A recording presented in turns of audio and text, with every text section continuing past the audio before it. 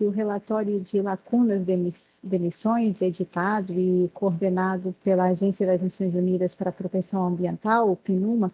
todos os anos avalia as emissões ou as metas políticas que todos os países se comprometem no contexto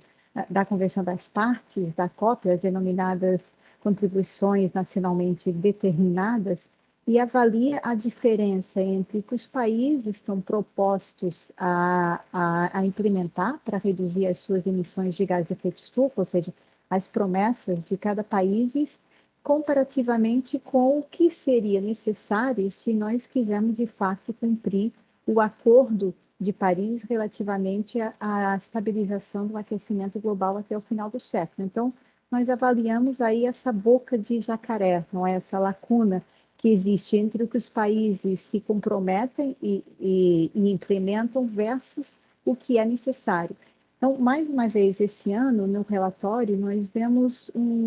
uma grande discrepância entre o que os países se comprometem a estabelecer para reduzir as suas emissões versus o que seria necessário.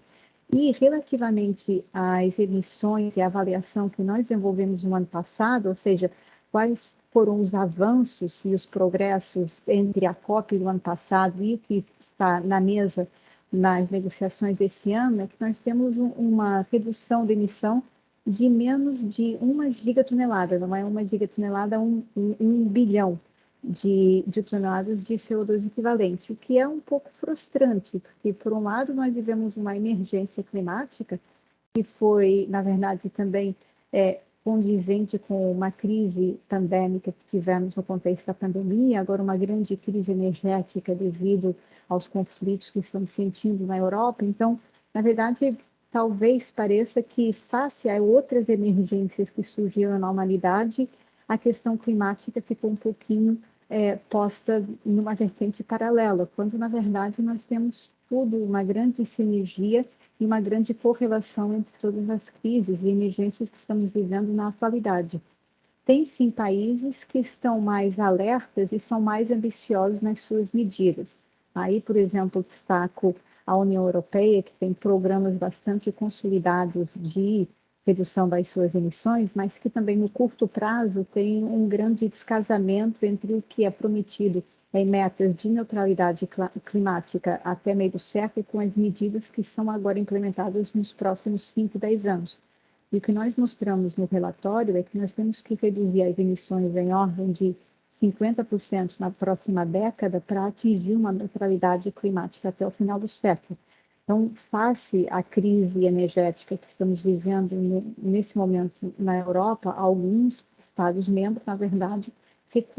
não recuaram, mas atrasaram, digamos assim, refletiram e, considerando a emergência energética que estão vivendo agora, sobretudo no inverno severo do continente europeu, atrasaram um pouco as medidas ambiciosas que tinham anunciado. Então, nesse momento, nós vivemos um impasse, não é? Como eu referi, uma série de crises conviventes e em paralelo, e a questão climática não avançou tanto quanto nós desejaríamos. Nós avaliamos que o que está, nesse momento, posto em cima da mesa sobre redução de emissões e ambição das partes não é suficiente para cumprir o acordo que foi ratificado e assinado por mesmo esses países em 2015. Então, é essencial e se espera que na COP27 todas as partes, principalmente os países G20, que são os maiores contribuidores para a emissão de gás de efeito estufa, na verdade, aumentem a sua ambição e aumentem a implementação de estratégias de baixo carbono nos seus próprios países.